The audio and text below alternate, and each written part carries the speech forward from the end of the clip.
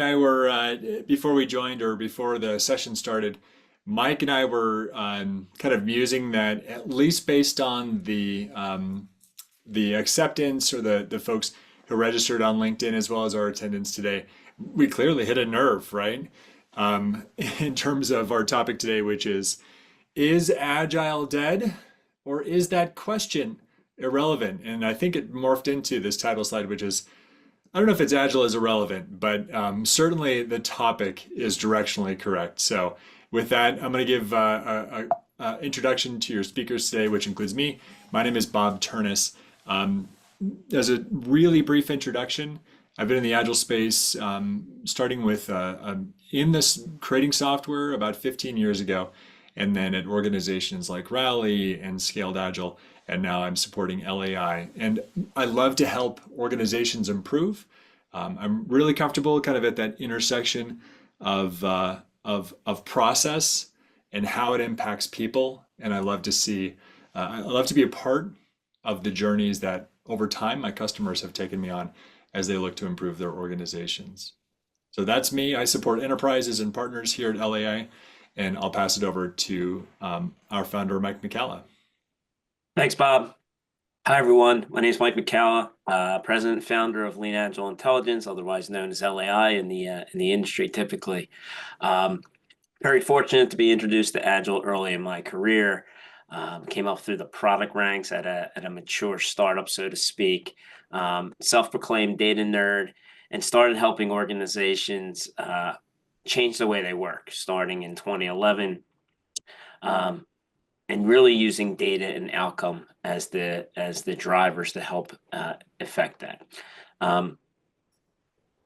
In 2018, we started Lean Agile Intelligence, which is a measurement, assessment, and improvement platform that helps enable change leaders to use data to drive change. Thanks, Bob. Sure, Mike. Okay, so as a little bit of a warm-up, who among us has ever gone into the first meeting with executive leadership and heard them say, I want to learn about story points? Or how exactly does a product owner refine the backlog? How many times it was, as we heard, as change agents or as agilists, a leader who says, I want to throw away everything that has made me successful and do something totally new. I want to burn the personal boat that has gotten me here, the one that I've been in for 20 years. Now, that's what agility feels like, deservedly, for a lot of leaders. Even leaders who embrace team-level agility are slow to adopt agile practices or agility above a certain layer. Now, yeah, it could be something for the teams, but lean portfolio management, business agility, I mean, those sound great in principle to leaders, but especially for those in entrenched organizations with long tenures, change can be threatening. Here's another one. How many people have heard leaders say the following words? I can't wait to send all of my people to train for 2 days and then add in more overhead in the form of meetings and planning activities. And on top of this, I'm going to be told no, which is supposed to all help productivity, maybe predictability. So if leaders don't want this, why do agilists start with these things? Does that mean that Agile is dead? Well, it does mean, from our perspective, that you can no longer whisper Agile and leaders experience chills. Now, in some environments, we even see the exact opposite, like the disappointed cricket fan here on the right. By this way, this gentleman is named Mohammed Sarim Akhtar, and he loves being a meme, so I'm delighted to use him as such. And so all of this, does this mean, in air quote, like that Agile is dead? Well, evoking what Mark Twain said, the report of his death was an exaggeration. Similarly, the report of Agility's death itself is an exaggeration. Now, Agile is not dead, or isn't dead or not, but certainly the flocking that we saw by leaders towards agility at the beginning of that hype cycle is certainly over. Does that mean that agility has lost its relevancy to our title slide? Is it irrelevant? Absolutely not. Does that mean that we, as change agents, can point to practices that we know that we need to change and quote chapter and verse from the Scrum Guide or the Safe Big Picture and think that we can trade on the brand equity of frameworks and think that leaders are magically going to get it? Absolutely not. So here's the challenge, right, that we see within enterprises is that organizations, if they fail to deliver value early and frequently, they risk losing competitiveness in fast-paced markets. Therefore, they cannot afford waste in their system, muda or otherwise, whatever you want to call it, and subpar productivity. And so let me pull this up a bit. And so to achieve maximum productivity, organizations need to implement, importantly, those agile practices that fit the environment. Now, a little bit of taxonomy here. We're all friends. We all know what kind of agile and agility means. We're going to use those terms throughout our session today as kind of catch-alls for modern ways of working, either inspired by the manifesto or predating it, as in Kanban and XP. And any questions, by the way, please use that chat. And I'm imagining, Mike, that you are monitoring that as I run through our slides. Groovy. Thanks, Mike. So we thought it'd be interesting to run through kind of our perspective on the state of agility. Let's start with the hype cycle. And Gardner proposed and created what it calls the hype cycle, which is that boom and bust cycle of new technology and innovation. The hype cycle starts like this. New technology hits the market and there's this peak of inflated expectation. And when that new technology hits, it's seen sometimes by zealots, sometimes by people selling a solution related to that new technology, that its benefits are far higher than reality. When people realize the gap, the street cred effectively of that new technology plummets and we enter the trough of disillusionment. And then afterwards, people realize that, hey, turns out that new technology wasn't so bad, and we enter the slope of enlightenment and then the steadily improving plateau of productivity. By the way, any resemblance to the Kubler-Ross's stages of grief curve, it's not coincidental. These are all superhuman responses to any type of change. And by the way, the bottom of this trough, and hopefully, Mike, you can see my mouse here, right? This trough is where agility gets the most scrutiny and criticism. Like, who's ever heard, oh, I hate Agile, right?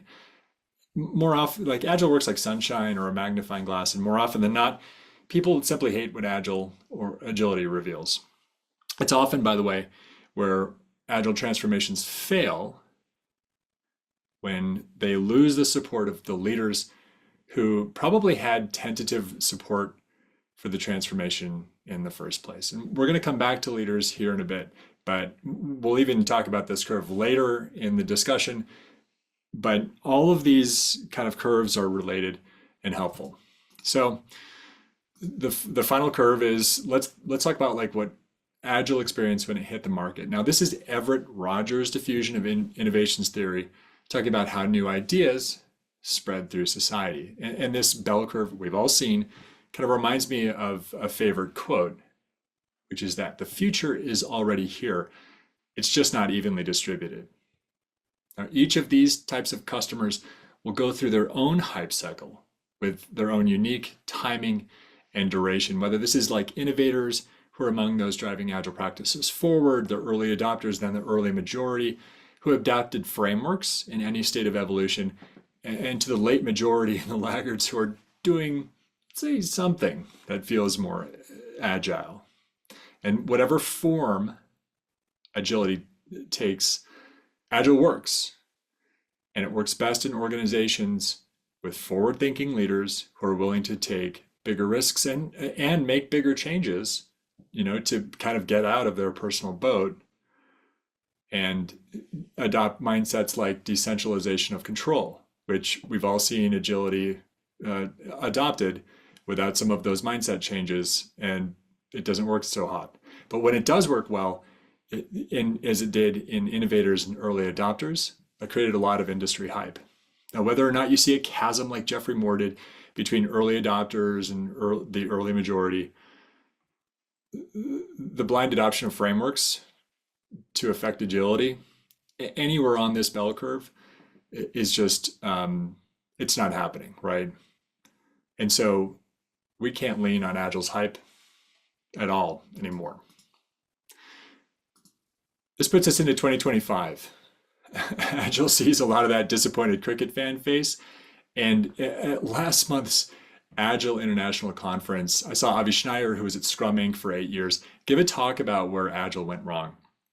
In his words, and in this slide that struck me so hard, the Scrum Guide, and by extension agility, kind of went wrong by prioritizing idealism over pragmatism. By the way, Avi's a friend. I probably could have asked him for this slide, but you guys are stuck with the cell phone image. But the point is that his whole talk was so geared around how in the past, idealism had won over pragmatism. And when I look at this slide, I'm actually struck by a bit of a parallel to the Agile Manifesto itself. Idealism. And Jason Jones, thanks for the comment. Pragmatic, not dogmatic. Thank you for the shout out in the comments. Absolutely. And so idealism is important at times. Pragmatism is important at times. It placed into a hierarchy. Historically, Agilists have too often placed idealism over pragmatism. And we see this everywhere in the market. Here's an excellent real world example from Siemens. This is a job rec for a senior Agile coach, okay? It lists all the typical Agile duties. Here's all the stuff that you're gonna do. You're gonna be a change coach. And then backstopping all of these duties, it says what we value, which is a pragmatic approach to Agile, understanding that agility is a means to an end and not the end itself. So, is Agile dead? Well, if Agile is the goal, or Agile as the goal, that is dead and deservedly. So let's go back to the hype cycle here. We've kind of surfed through the hype, we've plumbed the trough, and we are now at the plateau of productivity. So even though the bloom is off the rose, Agile and agility is slowly course correcting back to where it probably should have always been, which is a collection of practices that can be adopted depending on the context to improve organizational outcomes. So speaking of organizational outcomes, let's pivot to what leaders want. And when I mention leaders, just as Deming said that only leaders can change the system, leaders also personify the goals of the organization. So, further to their role as stewards, as organizational imperatives, leaders are able to allocate budget and assign priorities for initiatives. There are two perspectives here that I want to break to you. The first one, as successful change agents, you're familiar with speaking kind of the language of every role and really every person, and personalizing the benefits that they'll feel. In change management, most people are familiar with this as called the WIFM, or what's in it for me technique. Purpose of this section here is to give you an idea of what leaders expect or what they like to hear as the WIFM for their initiatives. And the second perspective here is that, from my perspective, in supporting organizations for like enacting agility for 12 years, it is effectively impossible to run a change initiative without leader support.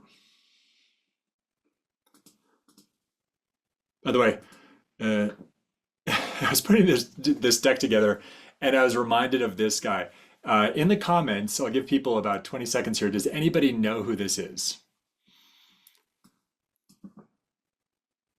And I'll have you, this is a bit of a primer to a to an activity here in about a minute. So anybody know who this is? This is the notorious and well-dressed Willie Sutton. He robbed 100 banks. And he was once asked why he robs banks. And his reply is pretty simple. And it's also pretty obvious. He's like, because that's where the money is. So why do we need to speak the language of leaders? In short, you need access to the budget and the priority setting that only leaders can provide. Now, hopefully I've pulled people out of only receive mode. I'd love to have your input on a poll that helps set my priorities for the next couple of sections. So what I'll do here is I'm going to open up this poll. And I'd love to know what topics are of interest. I'm going to drop this link into the chat. And out of these 4 options, you can pick all 4. You do not need to log into Google for this. Just click through any dialogues and choose what priorities you'd like to, or where are your areas of interest. Understanding how leaders make financial decisions and tying business outcomes to agile practices. Those are the early front runners. Determining organizational priorities, building a business case for change initiatives.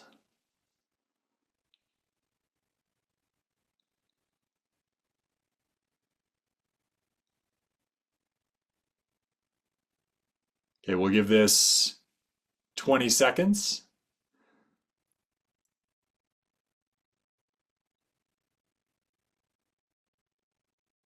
Vote early, vote often.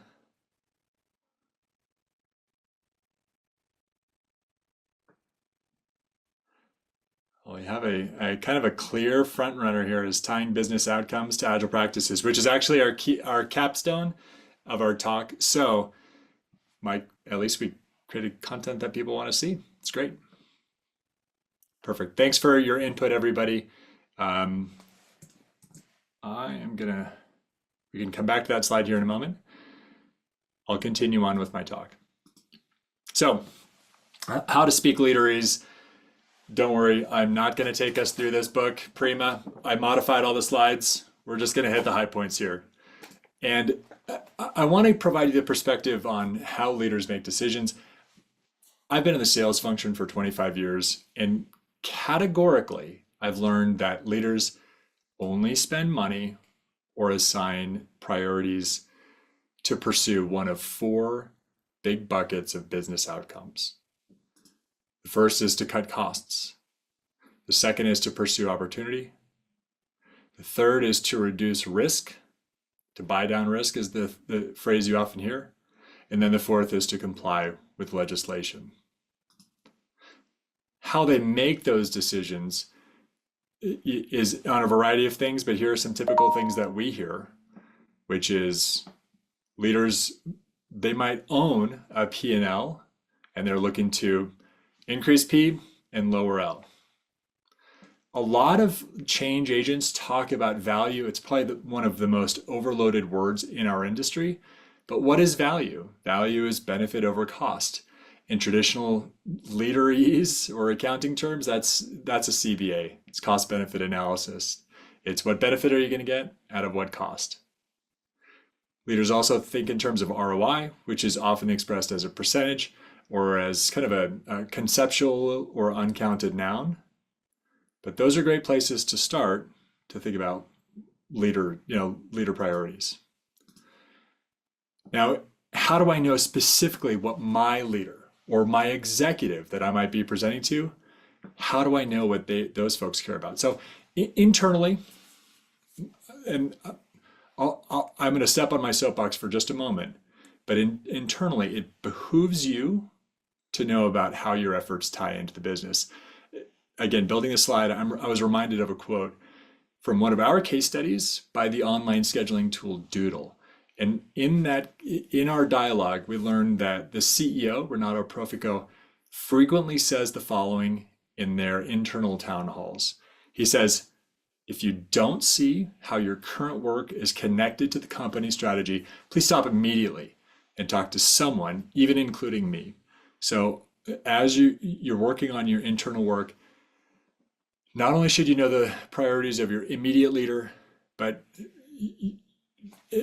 as much as you can, climb higher, read annual plans. If you can, clear it with your leader first and ask for time with leaders above him or her. I am a firm believer in always being able to elevate your message, especially as you're thinking about what leaders care about. Now, if you're an external, such as a consultant, if you're a successful consultant, that means you're fantastic at gathering information from people. And I want to give you a trick that you guys can use, whether you're internal or external, that frankly not a lot of people know about, but it's a tool that I've been using for years to understand the highest level priorities of companies. Now, this works primarily, some caveats. This is for the US. This is for any publicly traded organization, meaning any company that has released stock. The SEC requires those companies to release financial statements. And in those financial statements, you are required to put in details about how your executives are compensated. So not only can you get understanding of the organization, but by searching filings and looking for executive compensation,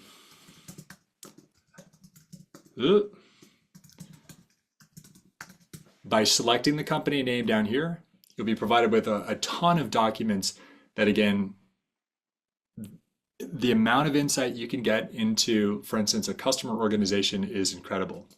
Here's one for IBM. So if you cruise down for IBM, it talks about what they do, and here you go. So in a way, this is like an org chart in text format. We all know that IBM makes software. We all know that they do consulting. They certainly sell a lot of big hardware. The thing that I didn't realize until I actually pulled up their documents is that they make a lot of money on financing. They have their own financing arm, possibly for all of these above business lines. Here's the proxy statement for Target. I can tell that by how they pay their executives, that they are emphasizing digital sales growth, that they have strong interest in these business areas, which for brevity, I'm not going to go into. And just for a foil for Target, I pulled up Walmart, and I've been able to dig in and find 3 building blocks that they're focusing on. Sales growth through their omni-channel business model, diversifying earnings through improved category and business mix, and scaling high return investments that drive operating leverage and improve incremental operating margins. So some of this stuff can get a bit dense, but what I want to leave you is that, especially for larger organizations, you have the tools to learn so much about the organization that would otherwise be opaque if all you're doing is talking to 1 or 2 people. So I want to leave you with, as we think about what leaders care about, the piece that I want to leave you with is that the way to get out of the sea of execution is to speak the language of your leaders. And the number one way that you can establish more credibility, whether you're an individual contributor or a midline manager, is to be aware of and conversant with the priorities of the overall business. So let's bring what we talked about, kind of all those things that we just talked about, let's bring them together as we implement real agility. Oh. So when forming a user story, we have a format. As a I want, so that. Good user stories also have an estimate of size, and they have a priority so that we can stack rank these things by size and urgency. Features, when we're forming a feature, and thanks to Scaled Agile for letting me borrow this graphic from their website, when we create features, we add more stuff, problem statements, feature hypotheses. You can calculate cost of delay, objectives, etc. I would propose that when we are adopting an Agile practice, take some of the stuff that we just talked about, what leaders care about. And so once you've identified an Agile practice through observation and study that you would like to implement, You could do something similar. There's nothing stopping you saying, we should adopt or improve this method or practice so that we can meet the organizational goal that I've learned from annual plans or from financial statements, so that we can cut costs, pursue opportunity, buy down risk, or comply with legislation. The cost will be this, the timeline will be this, and the return will be this. So we've established a few truths here. Dogmatic agility is not convincing. We know what leaders care about and how to craft a business case for change. And you may still be wondering, okay, great, Bob. How do I tell that story? How do I build a bridge between current and future states? How do we know if our efforts are successful? Knowledge and data help tell that story. So as you track progress, oh, pardon me. By the way, skip this slide. So as you weigh the impact of change, I'm reminded by this quote by Deming, "In God we trust, all others bring data." It's a great quote. So as you track this progress, it's helpful to identify and measure both the leading and the lagging indicators of change. I'm glad that our poll kind of found that people are interested in finding those business impacts to agility, because we are right there. This is the part that that speaks to that most greatly. So lagging indicators are kind of retrospective. These first show up as metrics like increased velocity or increased quality, lower defects, etc. They eventually end up, hopefully, as increased revenue or customer satisfaction. We've found that you also want to track leading indicators for change, the practices that Agile teams are adopting or improving. Now, most initiatives only track lagging indicators, and for leaders stuck in that trough of disillusionment or that low point in the Kubler-Ross grief pattern, sometimes lagging indicators simply take too long to reveal themselves, and many initiatives die at that stage. I think many of us change agents, we say, hey, look, there's this, all of these changes are happening, the teams are already improving, and then we still get shut down by leaders because the plural of anecdote is not data, right?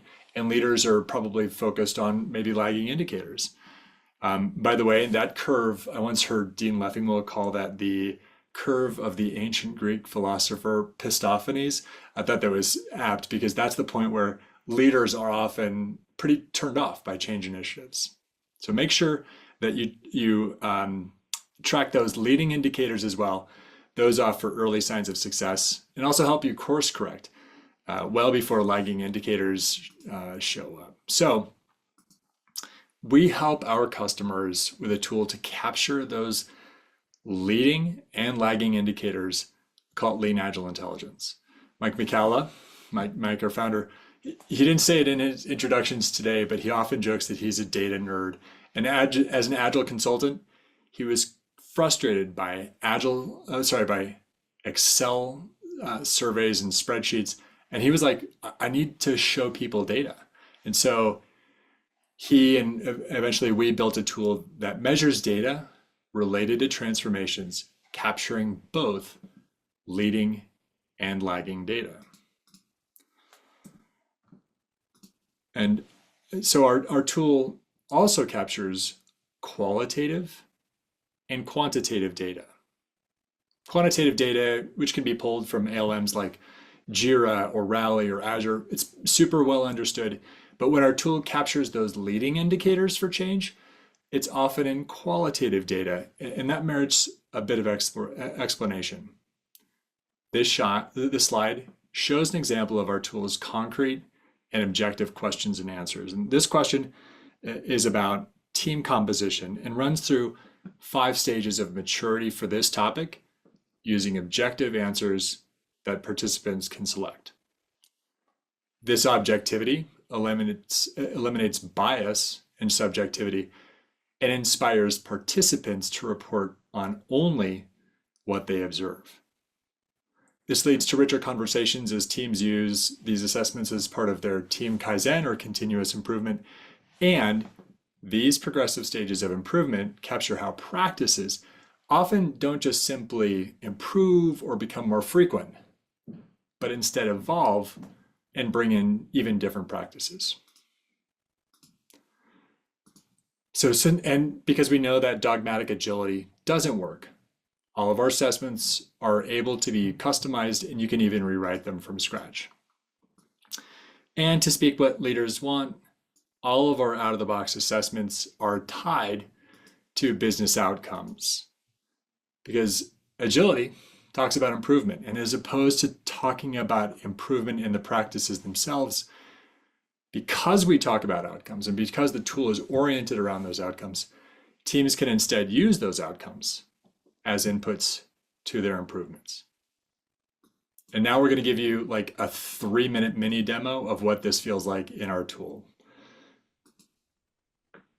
So, Mike, do you want to? I can do the clicking here if you want to. Yeah, sure. So, um, and this aligns directly to the topic of interest, where how do we associate practices and tie them to outcomes, right? How do we drive the conversation of we are improving in the right things, given what we're trying to achieve?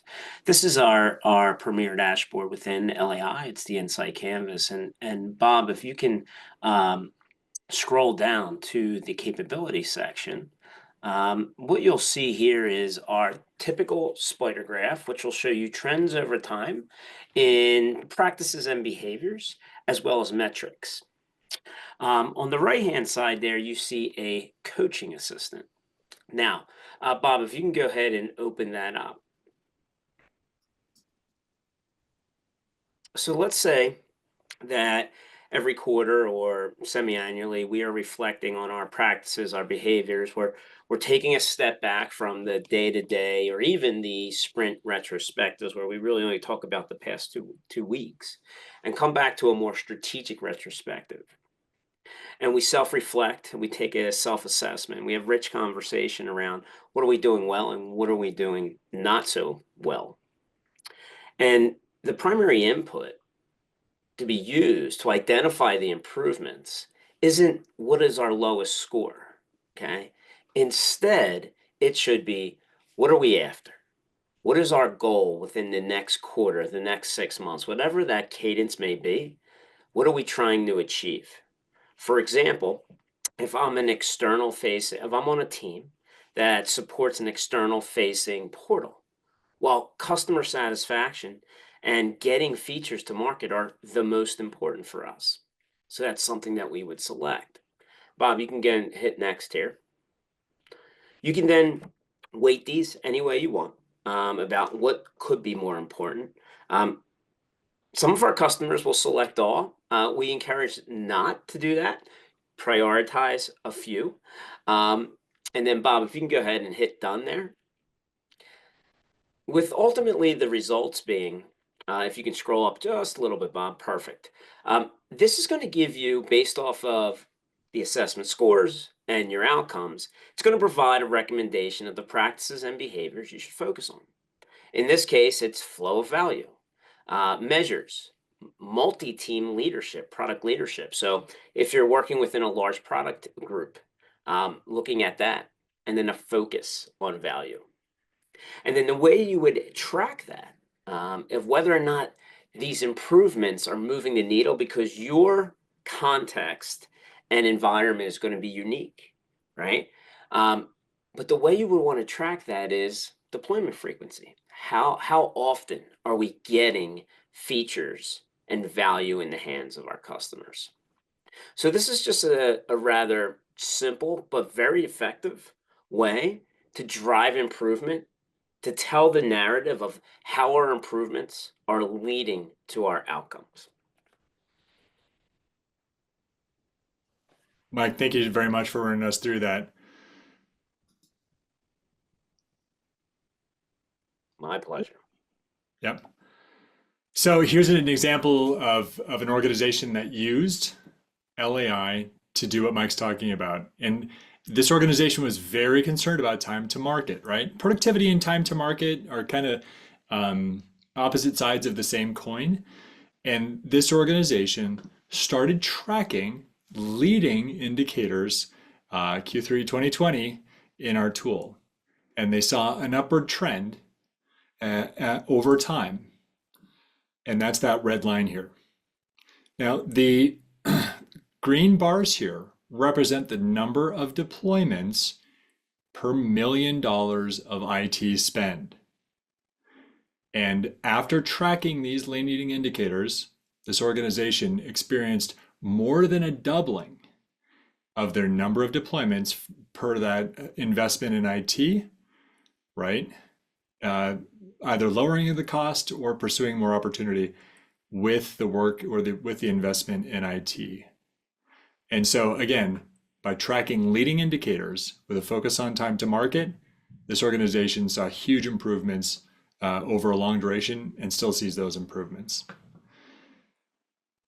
So I think we're at our time. I think we have a couple of slides that let me build through here. Those of you who've stuck with this through the end, hopefully you've gotten some nuggets of wisdom out of this, at least how leaders think, maybe our perspective or point of view on the state of agility. And we would love to thank you for both for your time and then also as a token of our appreciation, we'd love to give you access to LAI for 2 weeks to use in your context so you can see its power and hopefully provide that more compelling story with good data to tell your leadership. If you'd like this, please use my meeting link, which I will drop here into the chat. At this point, I think we could open it up for questions. Mike, anything I'm missing? No, Bob. I think you wrapped it up. I think understanding how leaders think, right? What we've seen in the market from an agile perspective and adoption perspective, and then how do we navigate those? Because change is still needed. Actually, agility is needed more than ever, right? We all see the AI movement. So the irony of all this is agile is dead, but it's never been more needed. um, so there's still an opportunity in the market, and still an opportunity for all of us change agents to make an impact. Organizations need it. And that's the important thing. It's just going about it in a little bit of a different way and changing that narrative away from process and towards what are we after from an outcome perspective and how do we measure it? And managing that change management piece that Bob talked about is super important. Good thoughts, Mike. Ron, I see that you've raised your hand. I'm going to ask you to unmute. Hello. Hey, good, probably afternoon for you. Yes. Not yet. I'm in Not yet. Central Time. So, a great presentation. I was really, I was thinking about models, assessment models that I've used at previous organizations, and how you can get, number one, a team they get stuck into this doing the assessment over and over each quarter, and then they get stuck into this model of, okay, using lagging indicators of where we came from to base upon their next vote or their next assessment. And it never did actually allow for the ability to go back and also see where they may have degraded in some area, right? And so it's really great to see how leading indicators can help a team continuously improve as opposed to lagging indicators where you could stay either stale or you could, go down and not know it, things like that. So it was a really great presentation. My question is, this is the first time I'm using LAI at our organization. And my question is, you showed the coaching, the results, reviewing the results there on the board there. It had a little button down there for coaching assistant. Does that coaching assistant give you, and I'm sorry if this is off topic, but does it give you concrete things within a team that you can do to improve, or does it just make, you know, high level suggestions? Yeah, I can handle that one. Hey, Ron, thanks for joining us today, and good to hear that you're getting some value out of LAI and you're seeing the benefit that it adds. Um, the first step there is to just provide the recommendation, which is the practice or behavior. But if you drill down into, right, if you click on that practice or behavior, one of the things that I'm sure you are aware of is that concrete and objective criteria that within the capability itself, that is meant to be leveraged to springboard those improvements, to see what that next step is that we should be focused on. Now, how you go about implementing that, well, may be different than other organizations, but there are patterns. So what we do is we provide helpful resources, and that gets into the how. Here are some things that you can do to go about and experiment with implementing this to achieve the growth, if you will. So that's the life cycle. It's, hey, here's what's important to you based off of your outcomes and your current scores. Here's some things you need to focus on. Then you would drill down and say, where am I at today? Where do I want to get to? Okay. And then how do we go about improving in that? Could be driven by helpful resources, coaching, and then you can actually also putting improvement actions into the platform to hold everyone accountable, right? And they should be revisited every retrospective. Okay, thank you. You're welcome. Great question, Ron. Any other questions or hot topics to discuss? Hi, this is Jess. I was just going to make a comment. I liked how you guys phrased that we should shift away from process and more to outcomes. I'm facing some resistance.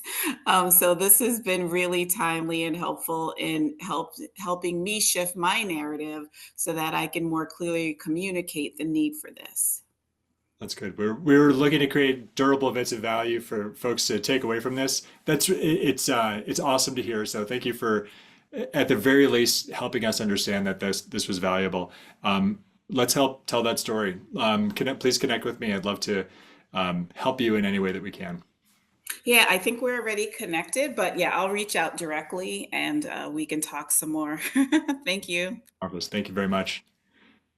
Raymond, I see your hand is raised, and I think you're also unmuted. So, what's on your mind?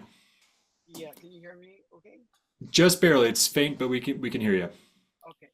Um, this further to that gentleman that asked a question on the coaching assistant, does it reflect any of the behaviors that the leader might be creating in the quantitative or qualitative analysis? That's a good question. Yeah, that absolutely. So a couple things, right? That could be part of that conversation. The leadership behavior are part of a different capability. However, if they feel that it's being impacted, that leadership behavior or process or any other what I would call systemic constraint, right? What LAI allows you to do is mark that capability as an impediment. And that's basically just an opportunity to raise your hand and ask for help from a coach on maybe how to go about resolving that, right? Because we all know that leaders are the ones that mostly have the authority over the system, right? And so maybe they require coaching. Maybe it requires a conversation amongst their team about what they're feeling, and really creating that common understanding so everyone get on the same page about achieving the team as well as the organizational goals. Okay, thanks. You're welcome. Great question.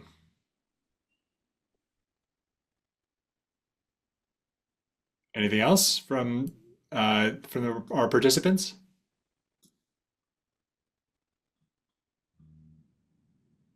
Going once, going twice. Great. Well, we'll give you folks 12 plus minutes of your day back. thank you again so much for attending our session today. Please reach out to me. I'll try to connect with as many of you folks as I can on LinkedIn. And if nothing else, good luck on your journeys, and we hope that we can help in some way. Have a great Tuesday, everybody. Take care. Take care. Thank you.